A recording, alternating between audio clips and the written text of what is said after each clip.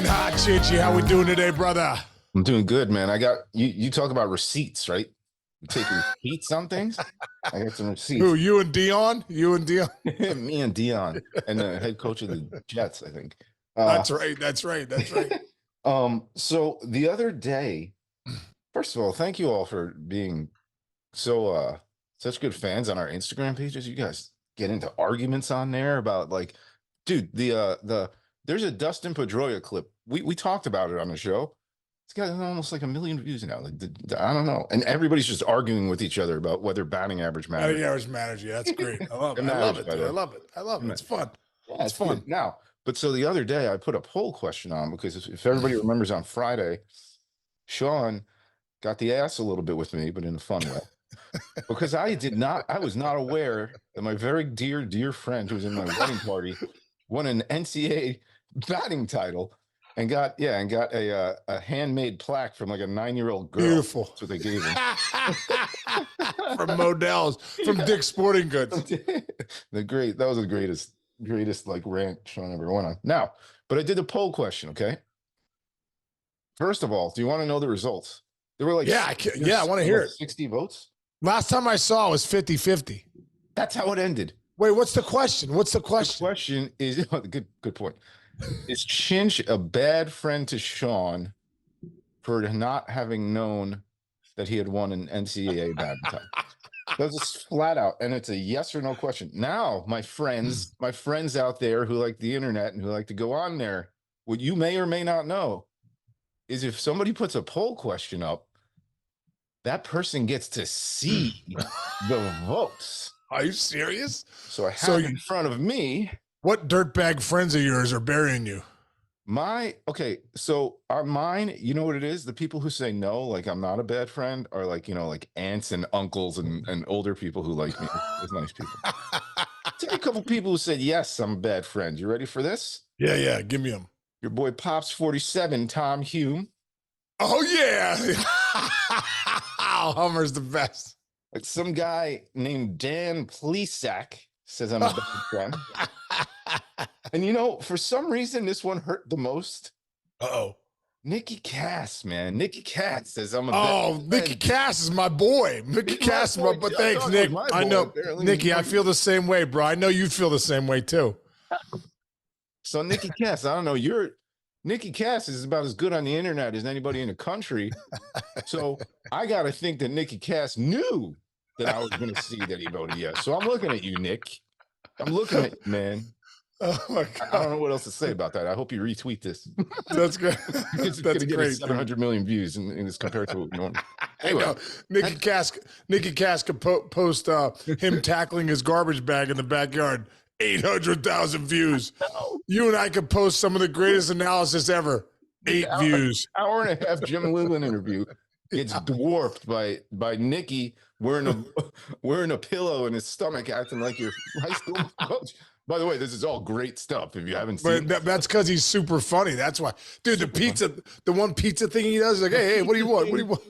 Cracks me up, dude. That is so New York, New Jersey. Like, yeah, it's so good. No, I'll make you a fresh pie. Wait a half hour. I'll put it in right now. Just like, no, we don't got an ATM. You want an ATM? You got to go across the street. Go across the street, the ATM. So come on back.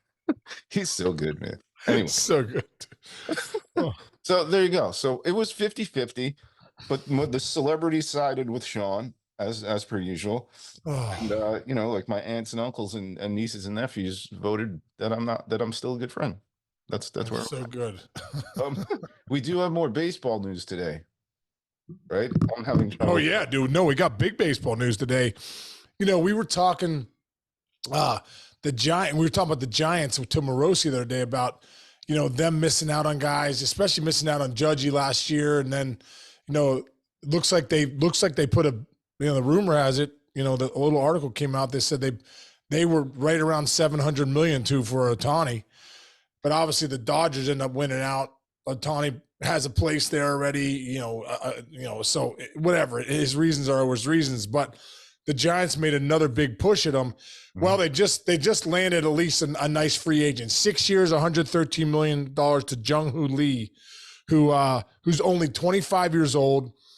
In 2022, he hit over 340. Mhm. Now, interesting, Chinch, because I think, this guy's the kind of player that is getting more appreciated in the big leagues now. Doesn't punch out a lot, can run a little bit, doesn't hit for a ton of power, like 23, 25 home runs, but he's a good hitter.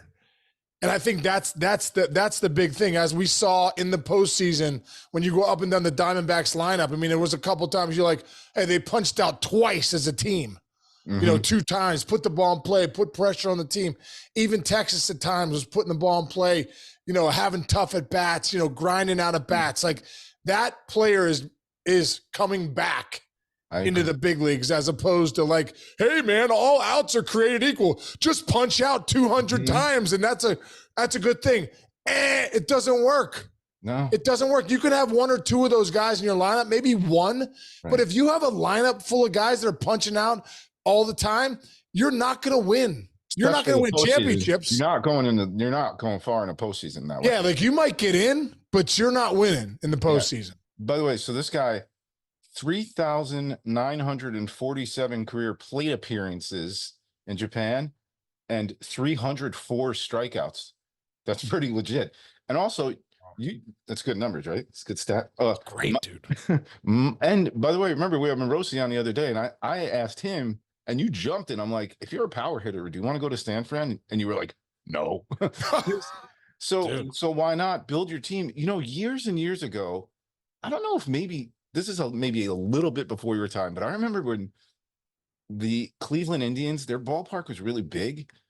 Yeah. And so they built a team for the first couple of years before they moved their fences in around, remember not Darnold Coles, Alex Coles. They got a bunch of burners who could get on base. And for a couple of years before they moved their fences in, they were more of a running team and a slap hitting team. And if you're the Giants, why not get an offense? If you like the D-backs offense, the way they put the ball in play every time, would play unbelievably in San Francisco, right? You'd be running around the outfield trying to chase doubles. There's no, dude, that outfield is so big. It's so huge. Big. And it's just, like I said, the fact what Bonds did in that park. Oh, it's freaky. It's incredible, dude. Like, that's not a good place to hit home runs. Remember crazy. JT Snow? When JT Snow went from Candlestick to that place, I'm like, hey, how's it going here? He's like, it's going terrible. He's like, I'm crushing balls to right center where my power is just, dude. That's like, I'm just, even looking back when I went to Comerica Park in 2007, when I played a whole year there, dude, I hit like 4 homers. Mm-hmm. My power was right center in that gap. It just, balls die there, dude. I remember when they first opened Comerica, they signed Juan Gonzalez, remember? To be no, he turned it down. No, but he wound up going there. Oh, yeah, no, you're right. He turned it down. No, didn't he get offered big money, which was dumb on his part because he never got that money again. But they offered him over $100 million back when those contracts weren't happening. And he said no, but then he went there for 1 year and he hit 22 home runs. The years before that, he had 47, 42, 45, and 39. The ballpark matters, doesn't it? It really does. The ballpark matters. It totally matters. And you should, and also too, if you have young kids, like we talked about David Wright going to Citi Field, like they made Citi Field a place that David Wright doesn't hit homers. Oh yeah. You basically ruined your team and your franchise player. Like, that was so dumb. You know what I mean? Oh, dude. Hey, go ahead. Go ahead. I got an exciting one. I was going to say one other thing on Jung Hoo Lee. Dude, he's like a total bad ball hitter too. So not only does he put together good at bats, gets on base and stuff, he loves he's got that Vlad Guerrero Sr. Oh, cool. He has one video I saw, a ball bounced, he hit a double on it. Nice. So he'll expand the zone. His eye-hand coordination must be incredible, bat to ball, so I think it's a nice sign for the Giants, and good for them for landing a free agent that's coveted. I agree. And two more things. One on him. Morosi made a great point the other day. He goes, the cool thing about the WBC now is we as America get to see those from every country, not just Japan, but you get to see them playing with the Major League Baseball, which is a little different and under hardcore MLB rules where, kind of the way you play an MLB game. So I think that's another bonus for the WBC. I have a great one for you, dude. I didn't even mention this to you, but it just popped in my head. You're talking about ballparks. So Juan Soto did his introductory press conference on Zoom, by the way, the other day, Right. which is weird. But this is really cool. And it's almost like he listened to the mayor's office podcast, I hope. Remember the other day? Probably not. Remember the other day? I'm like, oh, he's going to hit 40 home runs in Yankee Stadium with that short porch in right field. And you were like, hold on. Right. That's the gaps play big and everything. It's a bigger park than it feels like, right? Yeah. Somebody asked him about that right field porch, and Soto goes, no. I understand that porch was short.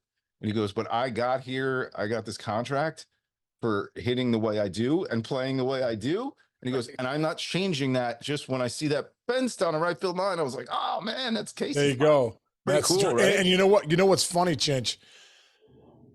That left field porch is not bad. You can get it out there. You got to kind of, it's not as far as ways. It's just the gaps play big, man. The gaps play big. Dead center plays big there. But so many nights I'm telling you, I'm like, oh, and then I go,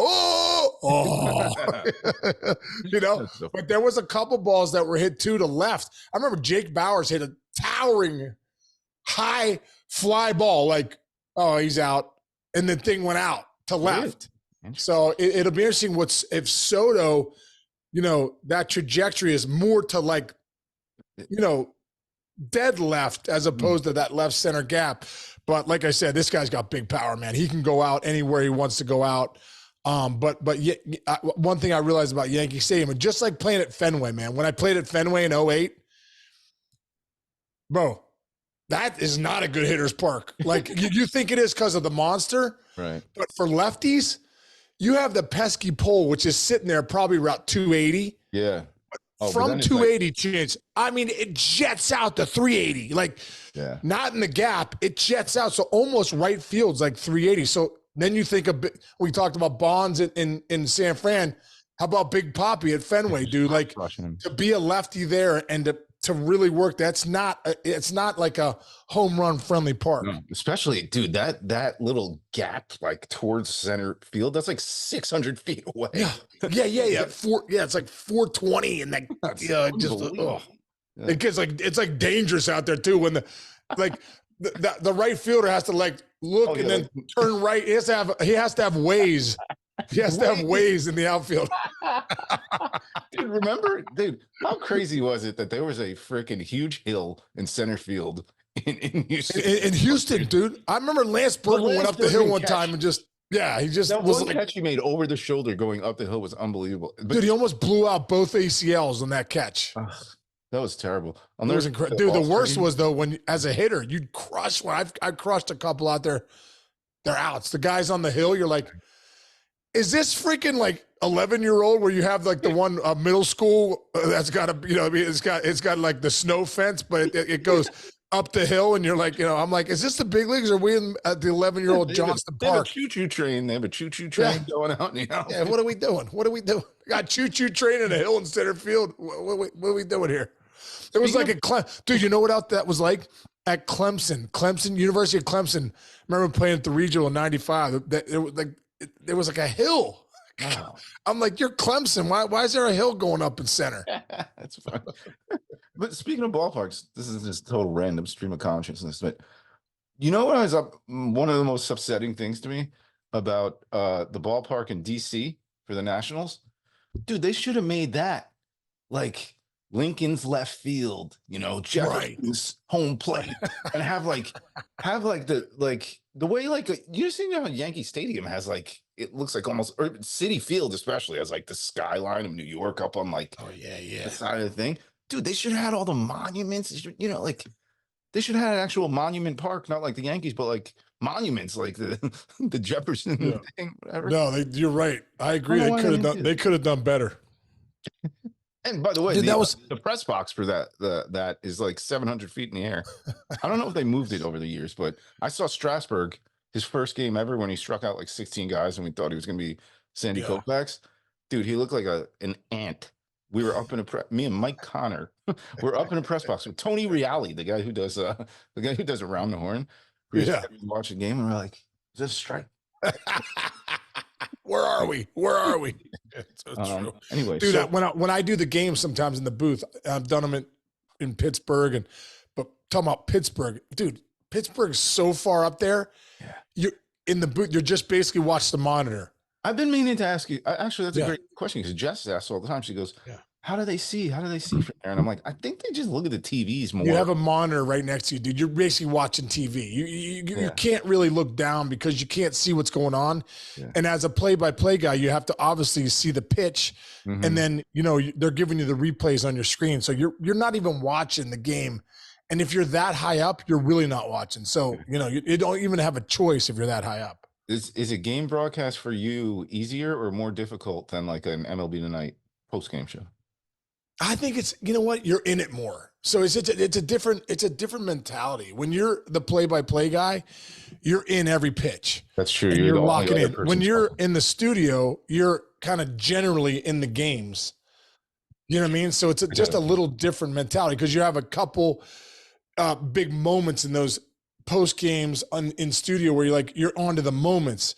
Yeah. When you're doing play-by-play, you're really into the pitches. So like when you bring back a replay of an at bat, you're like, man, look at this 2-2 cutter that just missed on the edge. He didn't swing at it, but he comes back with the curveball and look how he's ready for it. Like you're not really talking like that you're talking like that in the studio, but not as in depth as you would be in a game. That's true.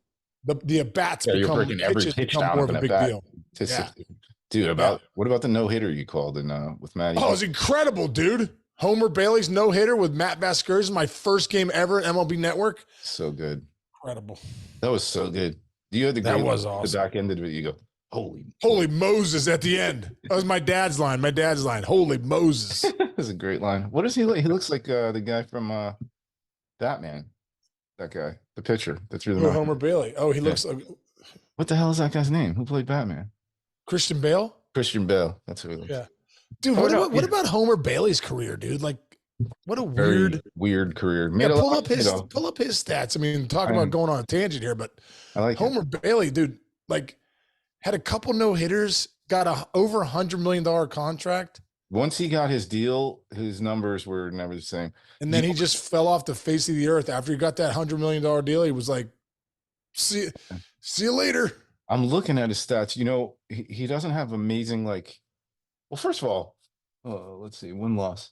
He had incredible stuff. He had incredible stuff, and he always had good ERAs, but he was on some bad Reds teams, right? And then they tried to build it around him. Dude, 2018 with Cincinnati, he went 1-14 with a 6.09. Wow. Dude, he hit those two no-hitters. That was a guy that got paid for his stuff. Seriously. Yeah, you're right. Oh, man, the potential. Like, no, usually you are what you are. Even though if you throw a couple no-hitters, you're usually, what was his career ERA? Career ERA 4.56. 4.56. So you're probably a 4.56 pitcher. I don't know. Yeah. And back then he got over $100 million for the Reds. That's a lot of money. Yeah. Well, before he got the contract, he was probably sitting at about a 4 ERA. And then he had 2016, 17, and 18. His ERAs were 6.65, 6.43, and 6.09. You can't even get away with that now when the team. No, or like the steroid era, you couldn't even get away with those numbers, which is absolutely not any good. Well, that was a good tangent. I like that one. Yeah, interesting. Homer Bailey. We haven't thought of that guy in a long time. All right. We have our. What were we going to say about Shohei today? Oh, it's about Shohei. Oh no, we were gonna talk about the Giants offered him $700 million. Oh, that's right. You nailed it. Yeah, and he ended up going to the Dodgers. So, but like I said, the Giants got Jung Hoo Lee, and hopefully that works out for them, man. They need some bats. I know they try. They get an A for effort. They try every year. They try to get. Yeah. Well, you know what, dude? They got to just keep hitting with the draft because you're talking about they got Bonds in that trade. So you're like, the Bonds years, and then who was the Posey years. Right. So the bottom line is, you're hoping to get at some point get another superstar player. Yeah. If it's not through free agency, that's got to be through the draft. Yeah. What do you think? Or a big trade. So, this was where kind of Ohtani spun into my head. What does Toronto do with all their money now? What are you doing if you're Toronto, right? Well, if I'm Toronto, man, I'm going after Yamamoto, and I'm probably going after Bellinger. because, listen, I just feel like Bellinger would be an upgrade in the outfield. And maybe you could make Varsho a guy off the bench. Mm-hmm. Obviously, Varsho's great in the outfield, but so is Bellinger. You know what I mean? So I guess, the real question is, do you if you brought a guy like Bellinger in, now you're talking about him being your franchise guy, and you have Vlad Guerrero Jr. and Bichette there. So what are you doing with those guys? So there's just a lot of question marks right now for the Blue Jays of where are you going with Guerrero and Bichette, because they haven't signed long-term yet. And if you sign Bellinger, you're now saying he's one of your franchise guys. Yeah. So it's just interesting. Yeah, it's just interesting to see where they're at right now. Yeah. Report last night, we didn't talk about this. The Mets are really in it for Blake Snell. Wow. The question is if they get a Japanese import, do you go for Snell too? Yeah, wow. That would be awesome. I don't know if you can afford it to. Well, somebody paid somebody $700 million, so I guess. Yeah. I think Stevie Cohen can afford whatever he wants. Oh, that's true. Stevie Cohen could afford Yamamoto and Snell and you. Imagine he pays people out of pocket sometimes if you write them on. Do you think he would? Like, can you? Just write a quick check. Just write a quick check and be like, like a personal check. 3 years. Yeah, a personal check. Like Yeah. Anyway, well, that's interesting. We're still in a good place. I'm surprised nothing's really happened. Yeah. I would think maybe. Well, I take this into account. There's a Jewish holiday going on right now. Christmas is like it is a very strange time. But don't you, as a player, you want to be like settled in and done before like the new year? Or it doesn't. Not really. Not if I'm waiting. Not if I'm waiting on getting for Yamamoto and these guys to fall. It talks about too. Dodgers in talks to acquire Glasnow and Margot from the Rays. Wow. Okay. Ken Rosenthal, I believe, reported that. Wow, that would be a big one. You add Glasnow and Ohtani to that rotation. Obviously, Ohtani's a miss year, but I mean that's pretty good. So, Chinchy, awesome stuff, dude. Yeah, dude. Awesome stuff. We'll see what happens with that. That could be a big talk tomorrow, because it also said the Dodgers are eyeing Yamamoto and Hader too. Come on. I mean, at some point, it's not fair anymore. Like, we'll see, dude. They're ready. Hey, they didn't get anybody last year, dude. They're all in this year to get tons of people. We'll see. We'll see. All right, buddy. All right, bro. Day. Love you, man. Have a great rest of the day. Everybody out there, thanks for listening. We'll see you tomorrow.